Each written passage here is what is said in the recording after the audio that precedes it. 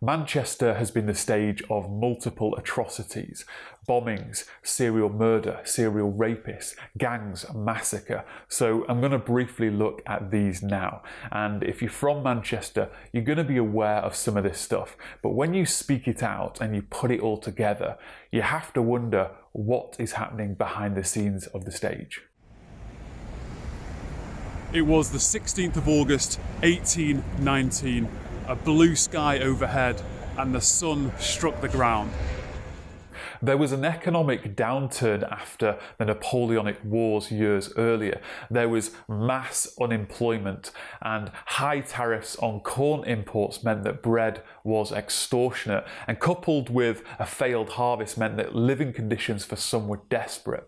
And at that time, only 11% of male adults had the vote, so most families had no say electing representatives in government. The people had had enough, and they wanted radical reform of the electoral system.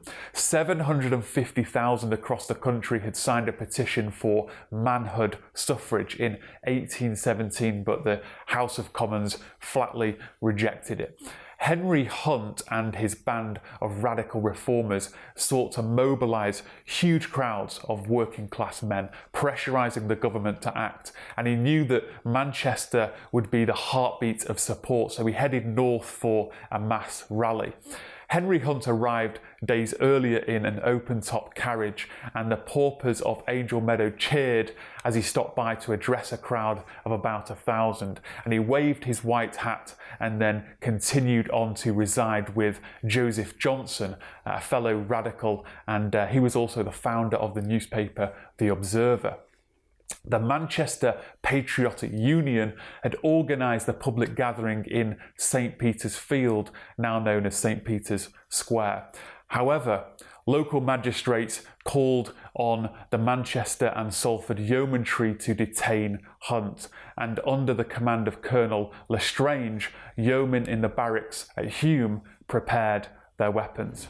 80,000 men, women and children gathered in St. Peter's Field from all over Manchester. The yeomen pushed through the crowd to arrest Hunt, but it was so tightly packed they became stuck. Then they began clubbing people, and they ripped down the banners, and their horses began to trample the people. Their bayonets plunged into the crowds and shots were fired. It was utter chaos. 700 people were injured and at least 15 people died. This was the same regiment that 16 years later would injure the rioters who were protesting the decapitation of 3-year-old John Brogan from Angel Meadow. 17 casualties were actually from the slums of Angel Meadow. The injuries would ruin hundreds of people's lives. People like Owen McCabe, whose ribs and hip were crushed, and he would use crutches for the rest of his life. People like 14-year-old Mary McKenna, who spent weeks in hospital with a head injury after being trampled by the horses. Patrick Reynolds, 24, he was pushed into a lime pit by the cavalry and suffered burns to his legs. Later that night, riots broke out, more people died. 1,000 people went in search of a police officer they believed killed a child that day. And circling his house, he couldn't slip away. They dragged him into the street and they kicked him to his death.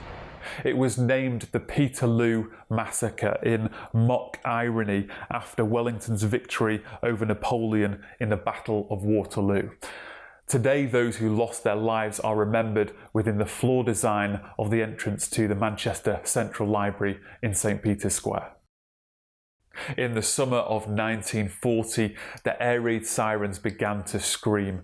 Manchester was an important inland port and an industrial city, and Trafford Park was also a major centre of war production.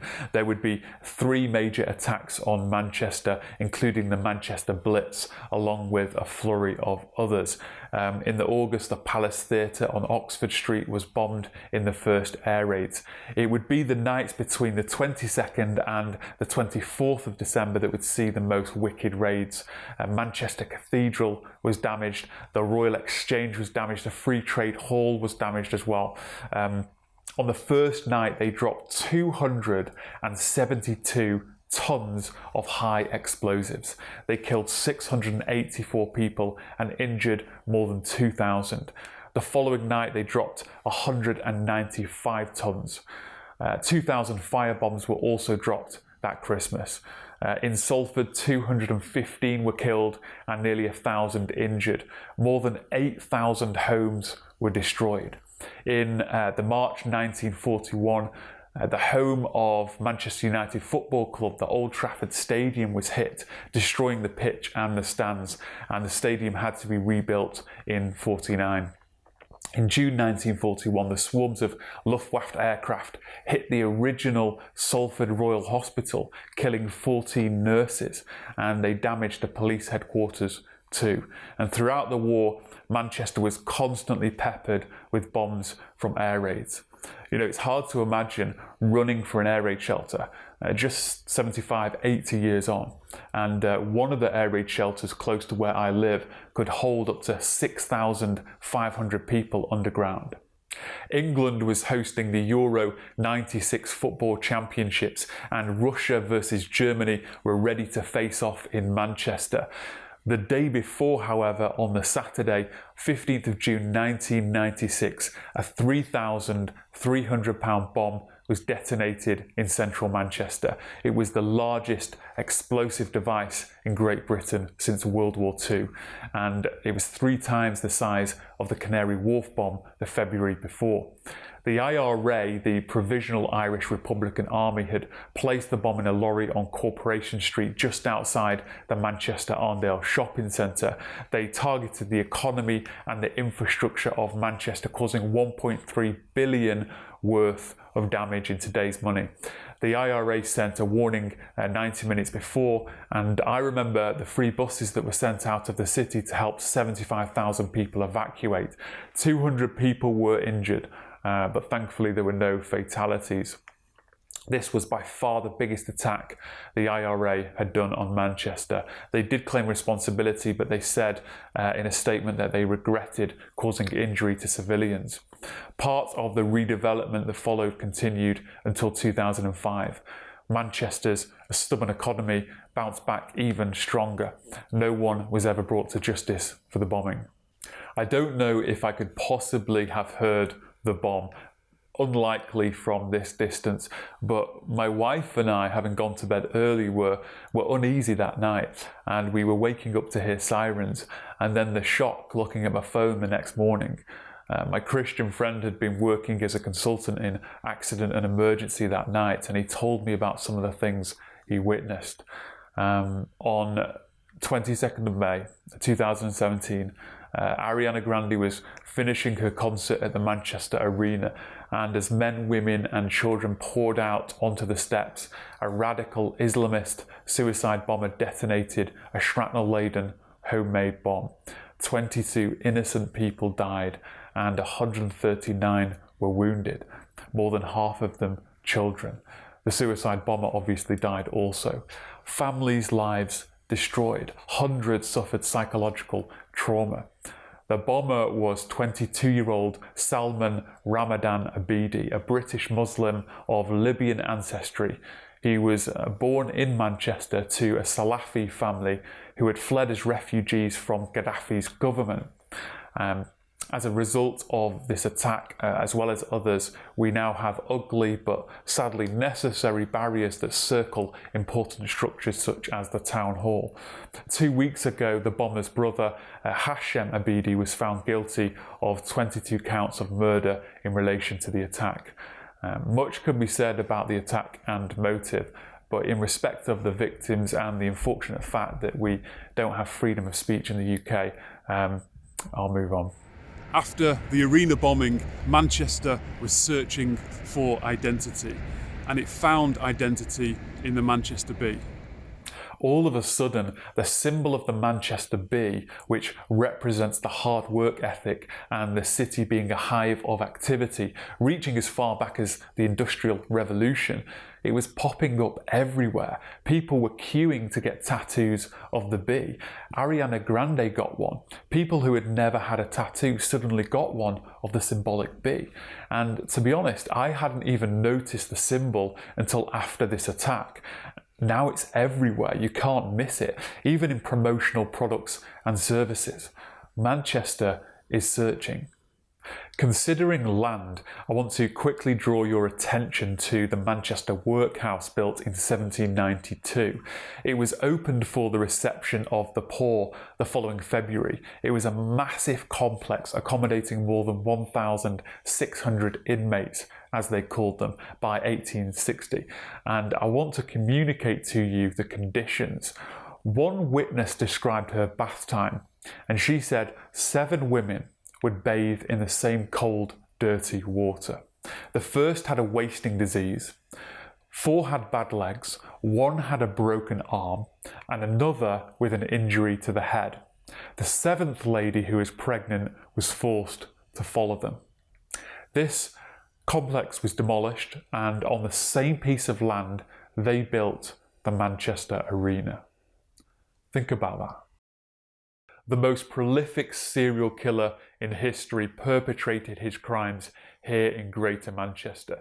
Harold Frederick Shipman was a married man with 4 children and a trusted general practitioner who killed an estimated 250 of his patients. He targeted men and women between the mid-40s to mid-90s, though some evidence does point to him killing children. His preferred target was elderly women. A 2-year-long inquiry searched for answers as to how a doctor could get away with killing so many people for so long.